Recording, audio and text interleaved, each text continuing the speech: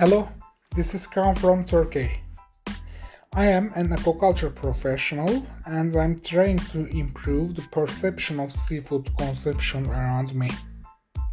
Welcome to my podcast, Understanding Underwater. Today we are talking about another interesting topic and aquaculture and seafood consumption. It's not about fish or other type of sea creatures that we eat their meat.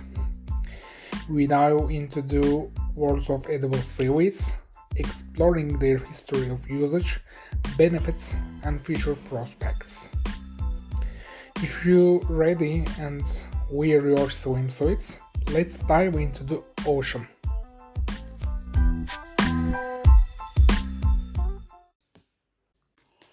The journey of algae throughout history is an astounding testament to their resilience.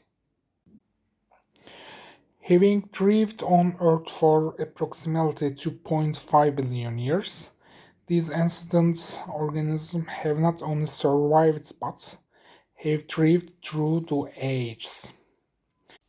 They have witnessed geological transformations, the rise and fall of the entire species, and even catastrophic events like meteorite impacts.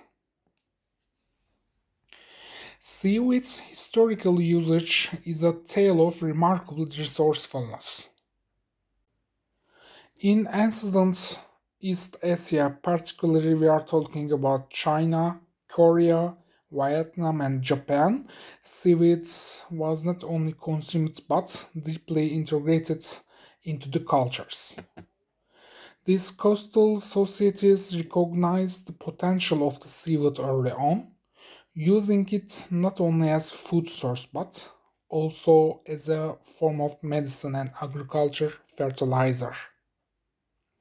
Seaweed transcended political boundaries and was revered for its versatility in the East Asian culinary tradition.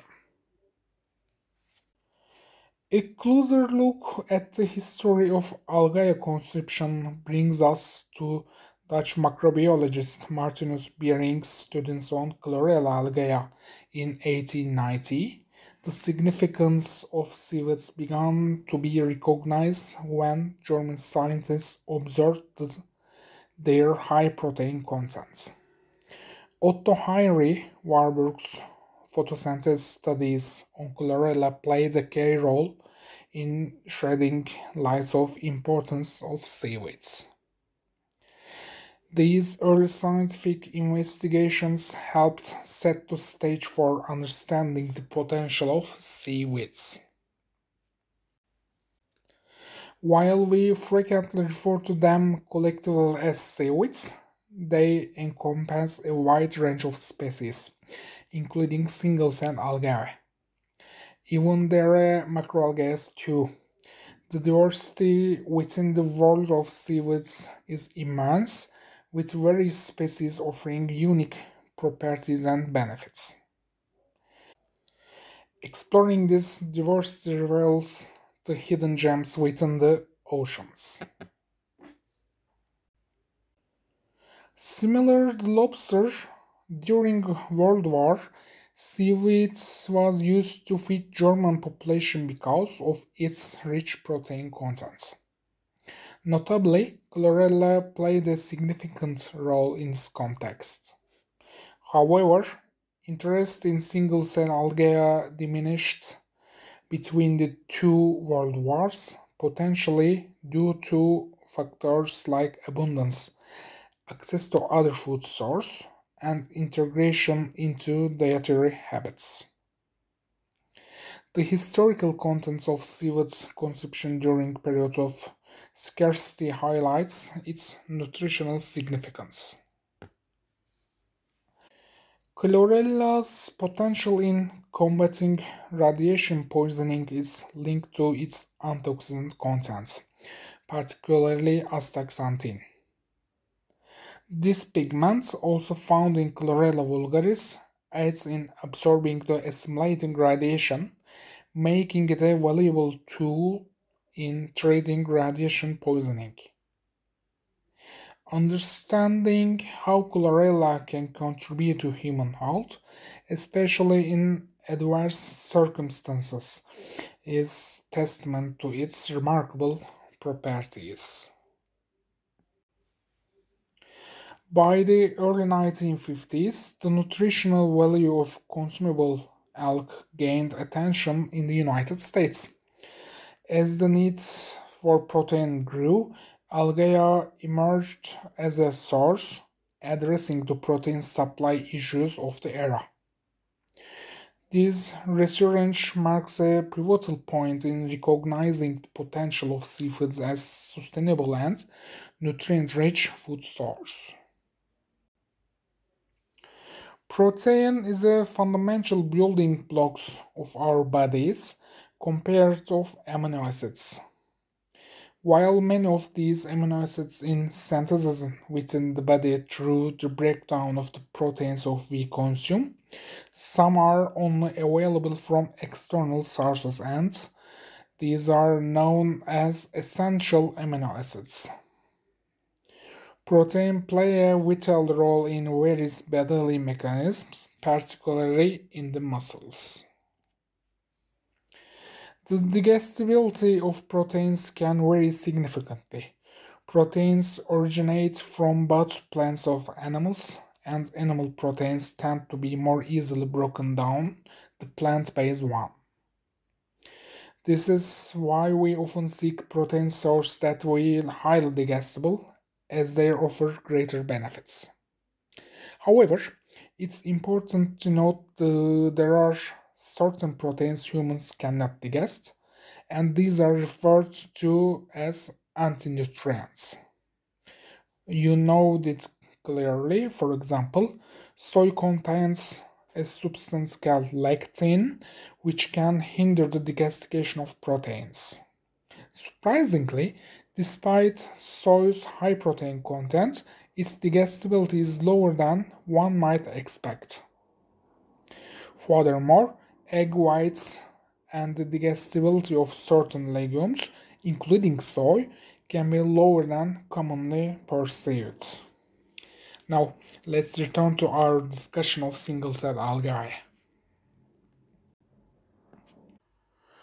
Like many things, the algae championed by America began to be researched by NASA for potential growth in space, almost as if it was a miracle that had fallen from a meteorite passing close to Earth.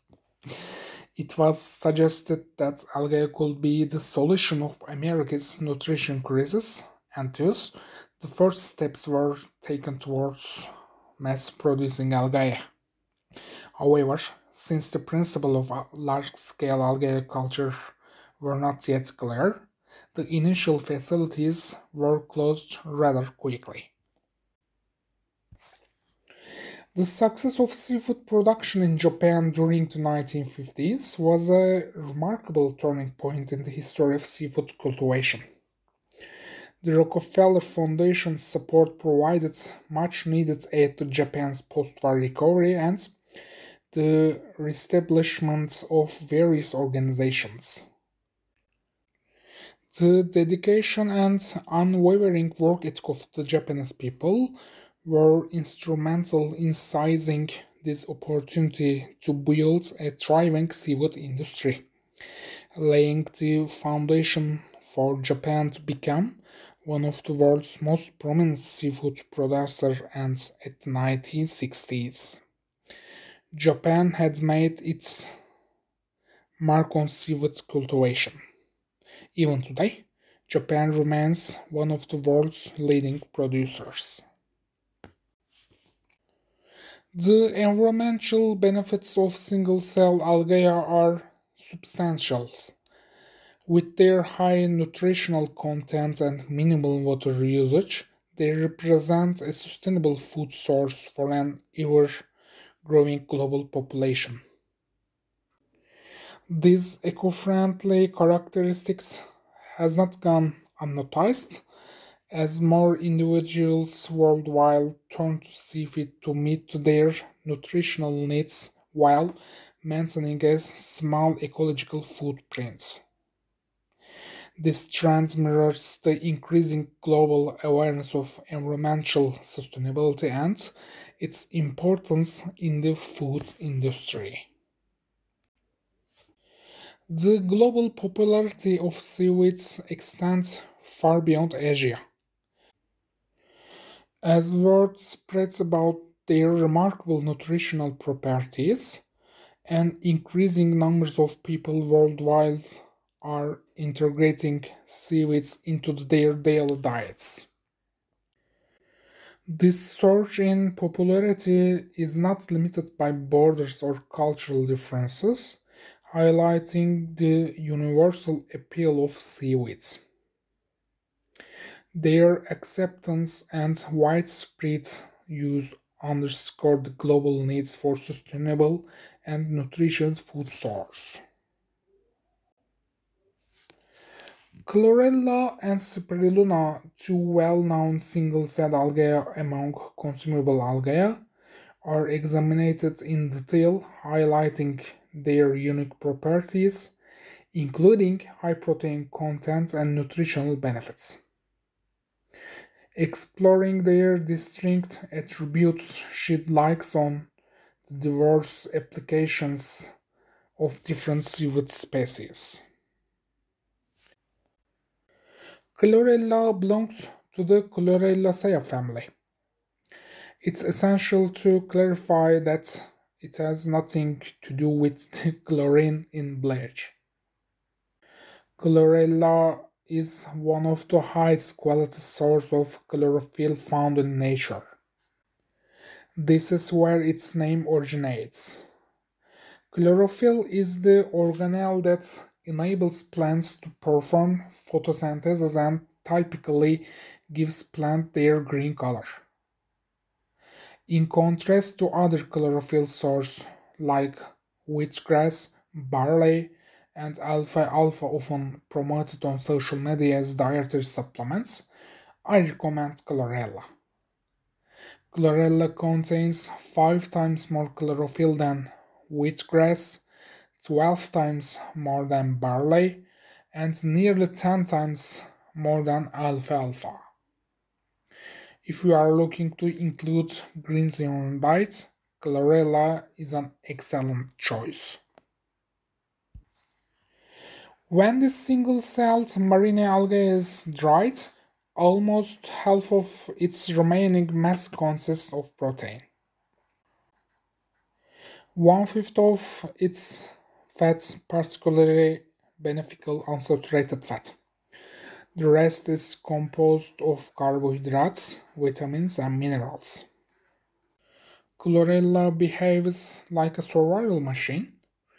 Its mass can almost quadruple in as little as 20 hours. This hints at the potential for a productive chlorella cultivation business. Notably, chlorella has a high RNA and DNA content, which may help slow down the aging process and prevent the onset of many chronic degenerative disease associated with aging. Additionally, chlorella plays a crucial role in removing heavy metals from the body due to its cellulose, which remains ingestible by humans. Chlorophyll abundant in chlorella is sometimes likened to vegetal blood, with a structure similar to hemoglobin in human blood. When consumed, it can potentially increase the body's oxygen carrying capacity. Moreover, there is research showing that the combination of chlorophyll and sunlight has the ability to produce energy even without consuming calories. This mechanism directly celebrates the process of producing food through photosynthesis. Sorry for that, I may have gone on a bit long, but let's turn our attention to spirulina. We mentioned that chlorella is an excellent source of protein and beneficial unsaturated fatty acids, but spirulina surpasses chlorella in some aspects, although it currently contains slightly less of the methionine, cysteine, and lysine proteins found in land-based meats. It contains higher amounts compared to land-based legumes and grains. Spirulina is a rich source of vitamin B, except B12, vitamin C, vitamin D, vitamin E, and various minerals and vitamins such as potassium, calcium, chromium, copper, iron, magnesium, manganese, phosphor, selenium, sodium, and zinc. As you can see, it offers an incredible beneficial nutritional cocktail and boasts the highest antioxidant levels among all groups classified as plants in the world. It's also the richest source of omega-3 fatty acids after breast milk. The protein in spirulina is referred as the complete protein. What does it mean? It contains 8 of the 20 amino acids, including the 8 essential amino acids that our bodies cannot produce. Additionally, it contains more beta carotene than carrots and more iron than spinach. I admit, the section may have sounded like a tribute of the Chlorella and spirulina.